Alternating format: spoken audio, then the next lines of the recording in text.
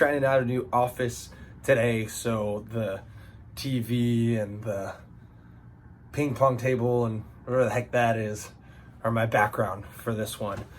But today, I've been continuing to think about New Year's resolutions. And one of the things that I've been thinking about is what sustains my passion.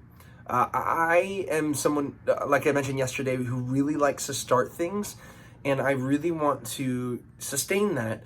And one of the ways is to be present in every single moment, right? One of the pastors at my church says, "Wherever you are, be all there." He said it to his son growing up, and I think it's a great phrase.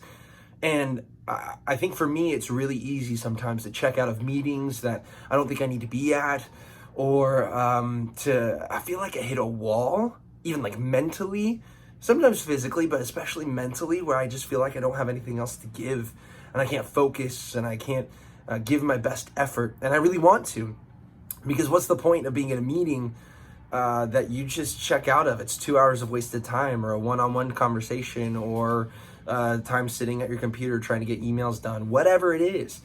And so for me, I've been thinking about that and how do I sustain my passion?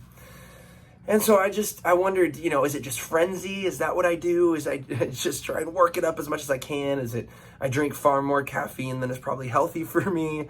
What is it? And I kind of came up with two solutions, and I feel like it might be a combination of both. Maybe not. We'll see.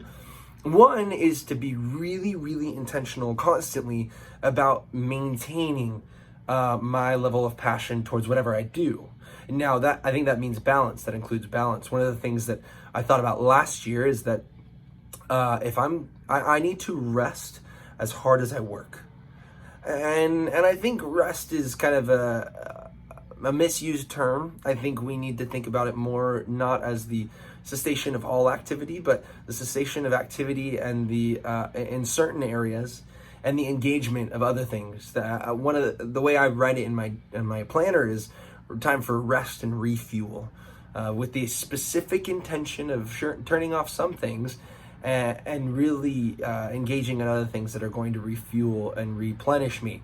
A day of binge watching Netflix, while it's not inherently evil, is not typically my best choice. A nap is usually a good idea.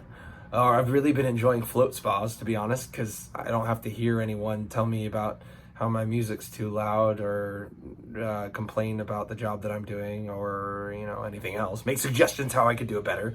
Not that anyone does that in my church, but I like to go and I like to get by myself and just check out, and that's rest, and that's good. But the refuel really looks like reading, or having good conversation, or going for a walk, or going to the gym, where I can replenish my tank, if you will. And so I need to rest as hard as I work. So that's one thought, is to maintain, excuse me, getting over a cold, is to maintain that level of engagement in life in general, and maintenance.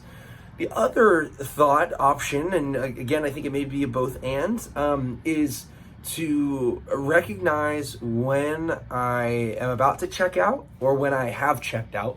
I don't know that I'm always going to be able to be ready for it in advance, but if I can recognize that it is coming or has happened shortly after it has started, I feel like then I can make some conscious decisions to do what needs to be done. Meaning, if I need to rest, I can rest, and I can choose what I need, and I can be conscious of the things that are going to give me actual rest, not just make me brain dead, go zombie mode, and not really help anything. And similarly, give myself a kick in the butt, so that I don't just sit around doing nothing and overindulging. Because I feel like when I overindulge, it just breeds more apathy. I don't know if you experience that, but for me, it totally feels like that. And so I find that I need to